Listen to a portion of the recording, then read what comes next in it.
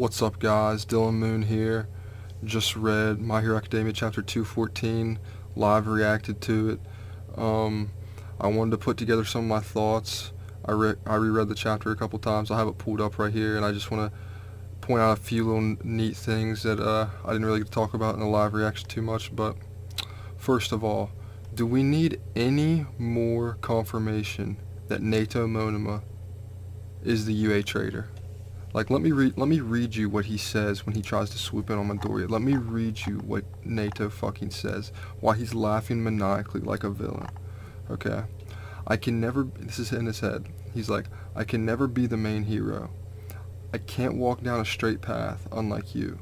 Okay? There's some red flags right there. I can't walk down a straight path unlike you. He's feeling guilty already for giving information to All For One about the attack on USJ and various other shit, okay? He says, I can't walk down a straight path unlike you, but I don't regret having this ability. In the grand scheme of things, there will always be someone who goes against the main guy. He's telling us that he's a bad guy.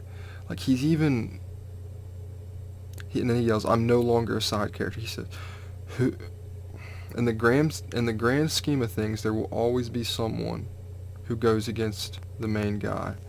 I think the foreshadowing it's been done. I think that it's here, man. Like, we're about to, like, pretty soon we're gonna find out that Monoma is a dirty, lying, double agent that will do anything, literally do anything to get a leg up on Class 1A. He hates Class 1A that fucking much that he turned them in to All For One. I think this is all we need. Like, if you're reading this chapter, just look at, like, him screaming. Like, look at him yelling. He looks like a fucking villain. He looks like a schizophrenic, like, a crazy guy. Like, Nato Monoma is the UA traitor.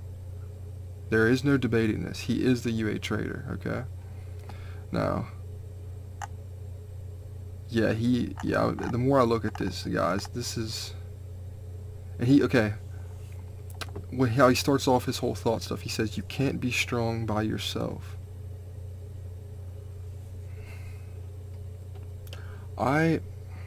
You can't be strong by yourself. Like, he might be, like, it sounds like a guilty guy, and I think that he is One For All's, like, pupil. I really do think that. His quirk, One For All would be the perfect person for him to learn how to use his quirk, because it's like, Monoma's quirk is like it's like a great value version of All For One's quirk. If I've been saying One For All, I'm sorry, I meant All For One. But, goddamn, guys, like, I think it's pretty fucking clear at this point that Monoma is the double agent. Another cool thing I wanted to point out, okay, I thought it was a cool coincidence how, like, as soon as Midoriya learns, like, one of the deepest secrets about One For All, he has to, like, fight quirkless. I mean, it didn't last for very long, but that's kind of like a weird full circle thing to where he started with no quirk, and he has the strongest quirk now, but it's so, like, out of control that he doesn't want to use it, so he has to fight quirkless, but he ended up using his quirk at the end. So I thought that was a neat little full circle thing until he used his quirk at the end. But another thing, I think this is interesting, guys. This chapter it's about Shinzo, kind of like this whole arc has been about Shinzo in a way, and how he now uses Eraserhead's bandages, and how Eraserhead can tie stuff down and use his bandages like that, you know. And we get flashbacks of Eraserhead, you know, Izawa teaching Shinzo how to use the bandages, okay? I never thought about this while I was reading it. If you look at the last page of Black Whip, like the last page of this chapter, and you look at Black Whip, it's not a coincidence that Black Whip resembles the bandages. Like, just think about it. Like, Midoriya is like the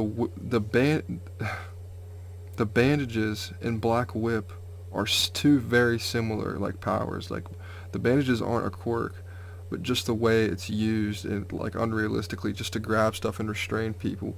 And yeah, like, if you look at Black Whip, it is not a coincidence that they have all this stuff about the bandages in this chapter, and then Midoriya uses Black Whip for the first time. Like, there's definitely a correlation here. I think even Izawa might teach Midoriya how to use Black Whip from him learning how to use the bandages. Like, I really do think that Izawa was going to help Midoriya with his quirk more than anybody else can.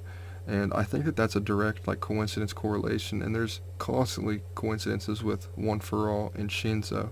And here's another one. Shinzo, there's something, I don't even know how to explain it, man. Like, Shinzo and One For All are like, they're like drawn to each other or some shit. Like, it's weird, man. Like, the second that we start really going in depth on Shinzo's bandages, Midoriya gets Black Whip. Like, in Black Whip, I really, like, it reminds me of the bandages a lot. Like, it's basically like the bandages, but like fucking times 100. So, I thought that was really interesting, guys. Just a couple of the things I noticed about My Hero Chapter 214. Like, comment, subscribe. This is an amazing chapter. Hit the notification bell. Dylan Moon out. I'll post another video tomorrow.